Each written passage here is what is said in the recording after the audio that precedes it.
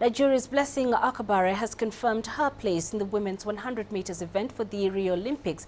The former African champion won the 100 meters in 11.02 seconds at the ongoing Nigeria Olympics trials in the town of Sapele in Delta State, south of the country. In the men's 110 meters hurdles, American-born Antwon Hicks broke the country's 22-year record in the event when he ran 13.27 seconds to win the race. The old record was 13.34 set by Williams Erese.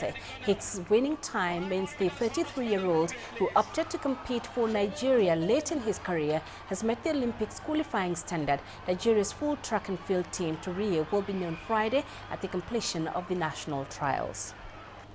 And I wanted something faster, but you know, I'm comfortable. I won, no injuries, and I'm ready for Rio. I just really want to go there and do very well like I've always done. Like I said, this year has been a little slow for me. I'm actually taking it easy, not in a hurry to run fast, but I know I will be very ready for Rio. I expect to do really well, but it's going to come down to how hard I work in practice to correct things. The hurdles is one of the top events.